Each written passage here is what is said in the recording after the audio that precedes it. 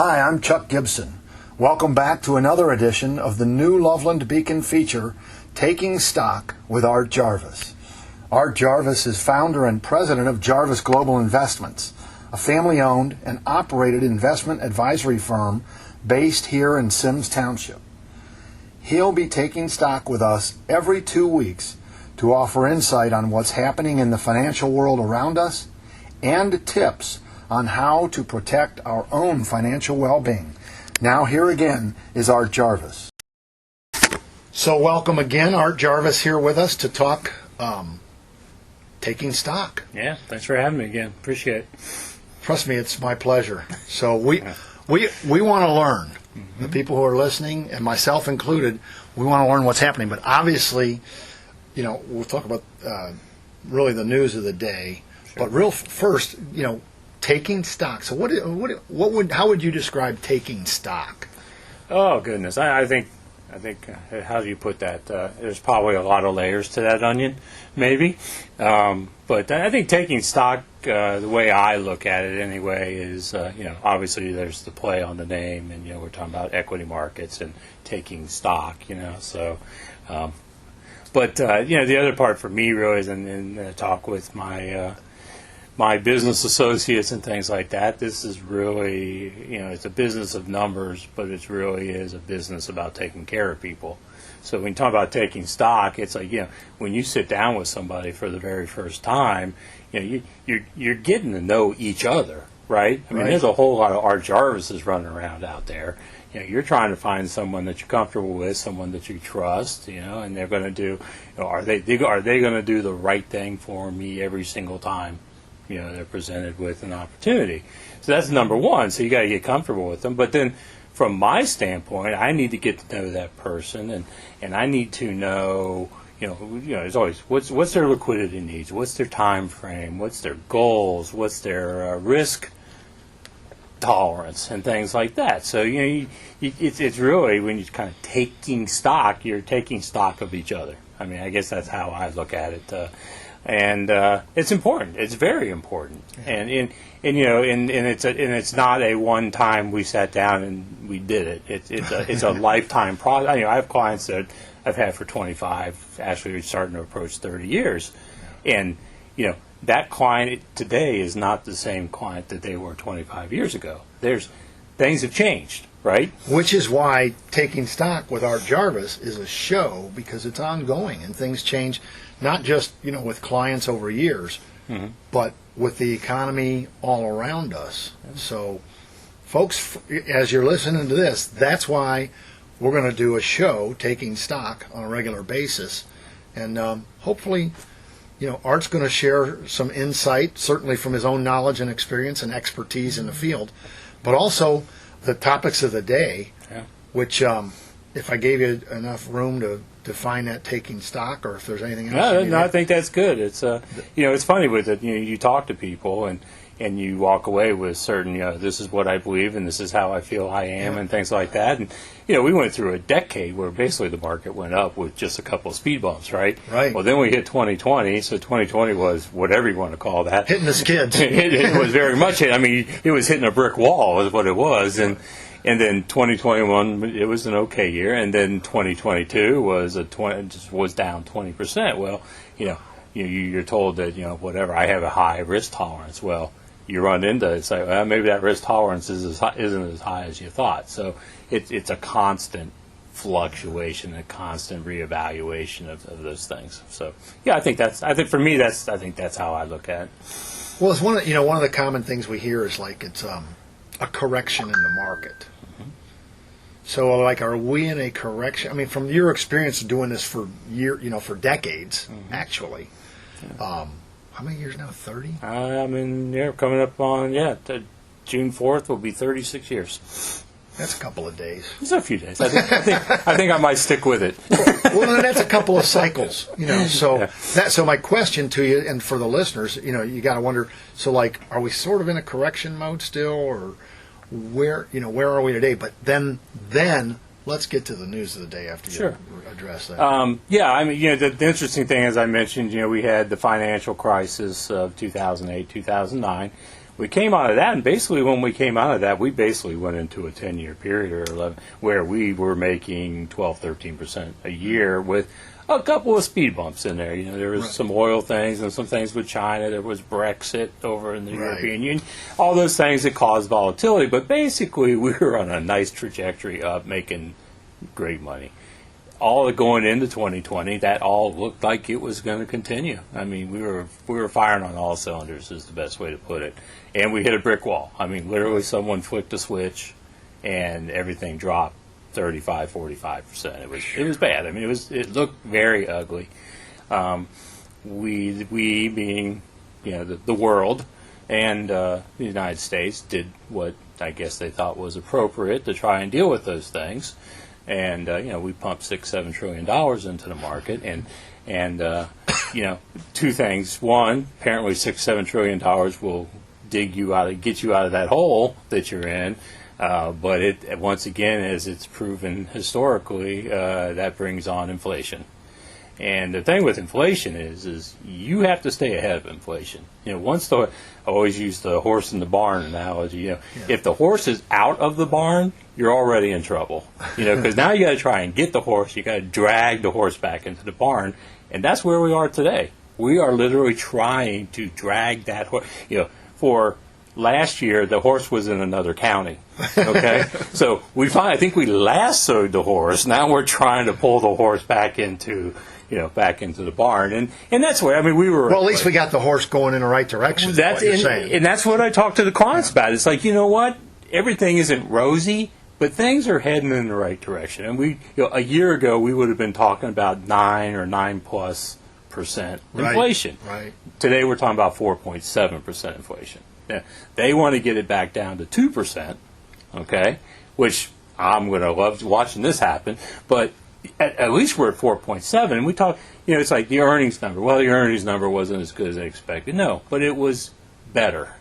Consumer spending, all these consumer numbers. Maybe it wasn't exactly what they wanted, but it was better. Employment numbers, it's better. So it's like my point is I always look at the trends. The trend is trending toward better. It might not be great, but at least we're heading in the right direction. So so if I don't know what you call it. I guess we were in a correction mode. Last year was when you're down 20%, that's a correction. That's a full-fledged correction, right? This year we're and I always look at the S&P 500. We've pushed the S&P 500 index up to 4,200, and we're basically even through this whole debt deal and all that stuff. We're basically been bouncing around between 4,100 and 4,200 on the S&P 500. Okay. Is there any, impetus or whatever to really solidly push it above 4,200? I would say not at this moment in time. We're trading basically at 18. Well, we're trading at 19 times S&P earnings right now. Okay. If you look at the forward earnings, which would be basically 2 quarters forward and 2 quarters back.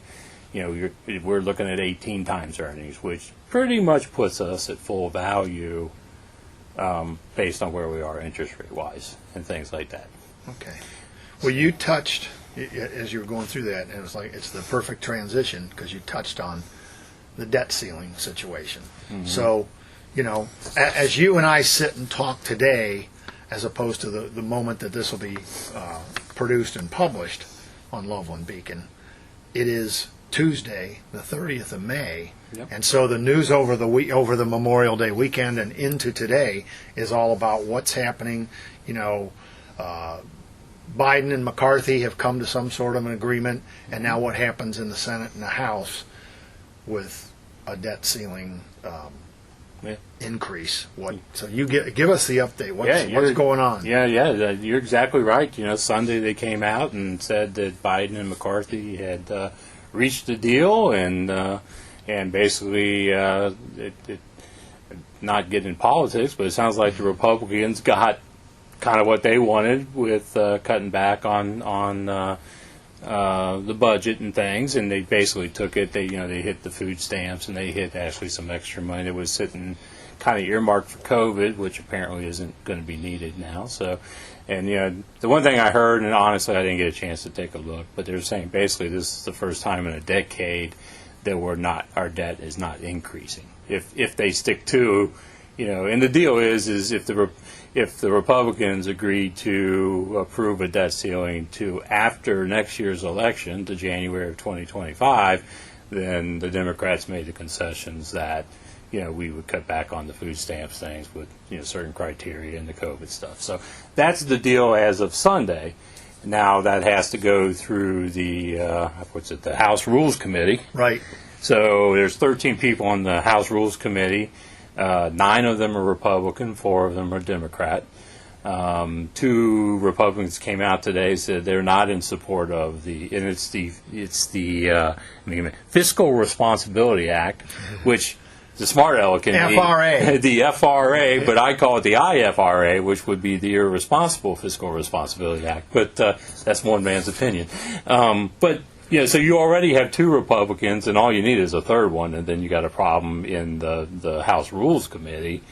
Well, for it to pass out of the House Rules Committee to get voted on, right? Mm-hmm. If it passes through there, then it goes for a vote. And it should be voted the House. Theoretically voting in the House on Wednesday. Okay, so, and then of course what's the drop dead date? Yeah, June 5th. I was going to say I knew it, but then it just went blank. So June 5th is the date where it's a concern. Wednesday's not even what is Wednesday? June 1st? No, it's 3rd. May 30th. So today's Tuesday. That's right. Tomorrow, Wednesday. Hopefully when you're listening to this, it'll be today, Wednesday, as opposed to tomorrow, Wednesday, May the 31st. The Rules Committee hopefully passes it out. But now here's my point. The question I'm trying to get to, stammering and stuttering my way through, is that just a straight majority vote? Or do we know? Yeah, they just had. So there's 13. So you need 7. 7 to 6. Uh-huh. So right now if there goes 3 Republicans and you got 4 Democrats, then that's where you're saying we have an issue because it goes the opposite way. Then you have President Biden and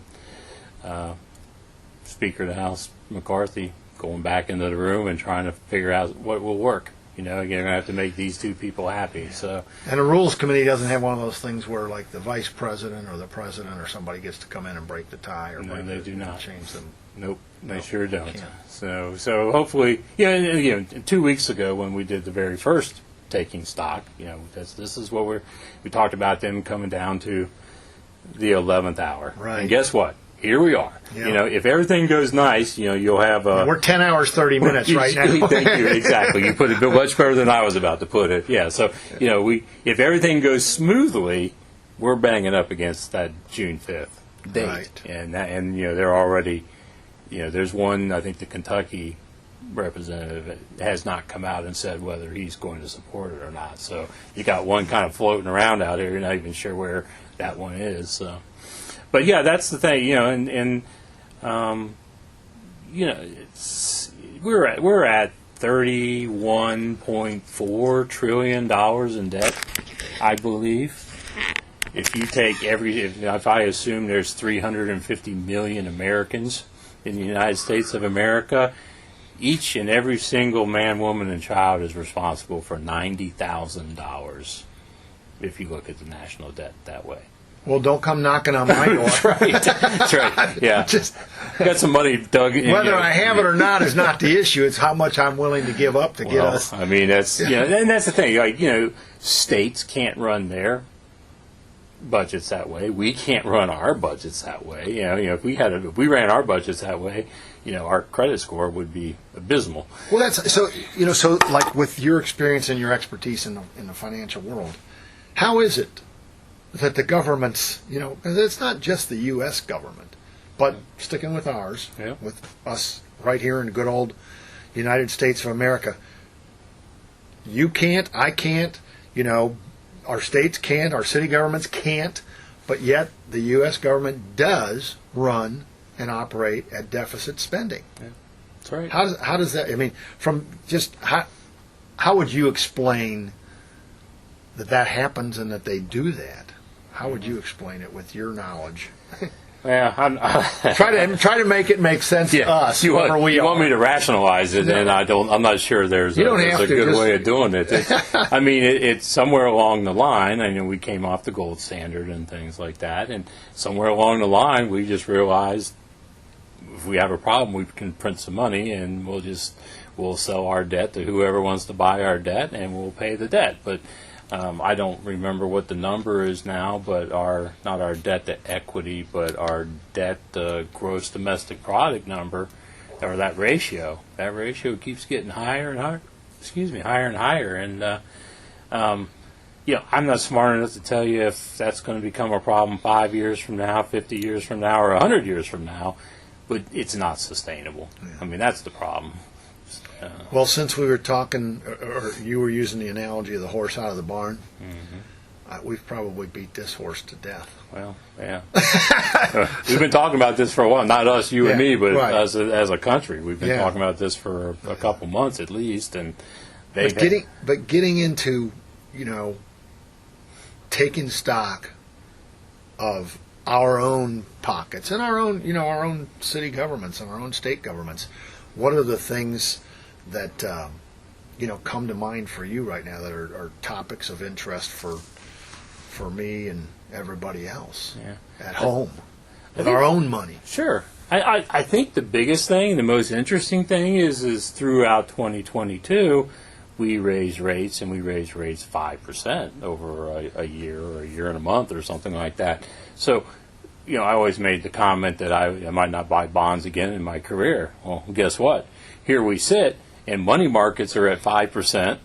You can get short-term treasuries in the high fives, low sixes, high fours, low fives, and you can get corporate bonds, banging up against 6%. So now it wasn't fun getting to this point, but now there's actually an alternative for people in their investments, whereas before it was pretty much a U.S. stock-driven market for a decade. You can actually move to bonds or some kind of fixed income product, and you're not giving up a whole lot of return. So if you're assuming whatever that number is, 8 or 9% per year return on stocks on average, but if I can get 5 or 6% in bonds, now I'm not giving up a whole lot. Right. So, and at the same time, theoretically, you're decreasing the volatility of the portfolio. Well, and that's exactly the word I was going to go to, is like, that's a lot less volatile. Yep. That's a lot more stable. That's a lot more, I don't know if guaranteed is the right word, but can't guarantee it. I mean, I'm not allowed to use the word guarantee, right? But I mean, for instance, a money market fund. The banks are now in the 4%, but they're selling you CDs, but you can go buy a money market fund now, and you can easily get 4.9%. But that's what's known as a stable value fund. It's not 100% guaranteed, but it's pretty guaranteed. But this is what we were talking about when you start talking about the U.S.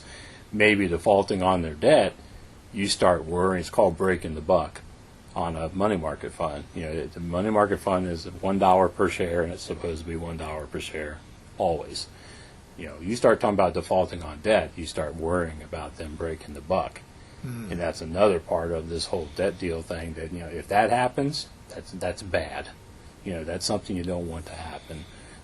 So no, it's not 100% guaranteed, but it's up there. Yeah. Well, it sounds to me as we're talking through this, we're not staring at doom and gloom in our current economic situation, despite the fact that none of us are happy with the fact that inflation climbed to that 9% number. But and I didn't really know that it's sitting at around 4.7 or whatever now, as you mentioned. Not particularly. So I like the 2% number. Yeah, a lot better. I think all of us like the 2% number a lot better. But from that 9 and climbing a minute ago, it seems like that was scaring me. Very much so. And it's still, we can still feel it. Again, talking about us, our own money, it's still showing up at the grocery store. Sure. Goods and services are up. So let me ask you this from your experience too. When that inflation number drop. This is the thing that concerns me individually. So the prices have gone up on the shelves at the grocery store, and especially like not so much the shelves, but the fresh produce, fresh meats, things like that. The fresh foods really have gone up. Yes. When the inflation numbers go down, it always worries me. It's like, well, once they raise the prices, they don't lower them. So when meat's gone to, and this might be a ridiculous number, but when you're paying, $15 a pound for, a good piece of red meat that Chuck likes, and then inflation numbers go down, but is that going to come down too? Well, you have to remember, so let's say a year ago a cheeseburger was $5. A cheeseburger today is $10. Well, if inflation goes to zero, all that means is if that cheeseburger stays at $10. That's what I'm trying to figure out. You want that cheeseburger to start heading back down, you have to start having negative inflation. Okay, so that's not happening. That's pretty much not going to happen. I mean, we're a long, long way from that, and that's probably not going to happen anyway. So, this is the reason we didn't like the sudden 4, 6, 8, 9% inflation. Because it gets there and it doesn't come back. And the prices don't come back. It happened quickly. I mean, it wasn't a gradual ascent. It happened very quickly. Our expenses in the last 12 months. Oh no, it wasn't 4, 6, 8. It was 2 and then 8 or something. Yeah. And again, I'm not going to get into politics, but I think the Federal Reserve did a very poor job of handling the inflation. And again, we haven't had to do it. They were late. Okay. And number one, I'll never understand why we lowered rates in December of 2020. We lowered them a quarter point, and I'm like, we'll lower them. We should be getting pretty close to starting to raise rates to get this money back, which is what you're doing. You raise rates, you're pulling money out of the system. Right. Okay. And then they didn't. It wasn't until March or April of 2022 before we got our first rate increase. Well, guess what? Again, the horse was out of the barn by that time, and I just don't understand why it took so long to get started. Well, and again, it's your business, it's your area of expertise, it's your knowledge, it's your education. For me, sitting at home, I thought, oh good, they haven't increased the rates. Yeah. And that wasn't oh good. Yeah. That was oh no. Yep. I didn't know that. They're going to get you on one end or the other end, I guess, is how you look at it. I hear you. Yeah, I mean, inflation's bad. I mean, inflation is something you definitely want to have under control. Yeah. I mean, it's important. It makes decision making much easier if you have low inflation. Right. You have high inflation, that starts to cause a lot of problems with your decision making process. So as the inflation percentage has decreased, what are the positives that we see again with our own money as we're taking stock individually with Art Jarvis? Right. What are the positives as the inflation numbers go down that people can say, I see that, I feel that? Sure. Well, what would you say those are? I guess the positive is your real rate of return improves. If you're making 5, 6, 7% in your portfolio, depending on where you are in the risk curve, but if you're at 9% inflation, guess what? You're losing money. Your real money you're losing. So you're back down into the 4%, and if we can get back to something where we're making that, again, depending on the portfolio, but 7 to 9%, at least now maybe you're making 3%. You're ahead of the game by 3, right? Which was so nice before for that one decade from 2009 to right up to 2020. We're making 12, 13% per year on average, and we have 2% inflation. Your real return is 10 or 11%, which is it was a good time. Well, I hope in every show that we do, Taking Stock with Art Jarvis, that we can end on a high note. So I'm watching the clock and thinking how much time we have left today. So in about a minute, okay. Give us a high note or maybe even if it's something to think about, a tip or a piece of advice for just your average, family and their investing or their family economics right now, what would that be? Yeah, I think the important thing is to remember, I think I said this too, I do not believe that the economics of our current situation support the rhetoric that we're hearing. So we have a very negative rhetoric right now. I mean, we've got the debt ceiling and all those things. We have an election coming up next year. That'll stir the pot a little bit. But there's whole talk about recession. So everybody's scared of a recession. And you look at the inflation numbers, again, not good but improving. You look at the consumer spending, which, by the way, the consumer is 70% of gross domestic product. So you want the consumer to be happy and continue spending.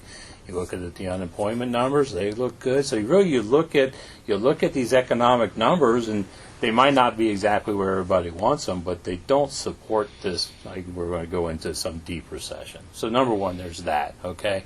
The other thing is historically there's been a multitude of bad times.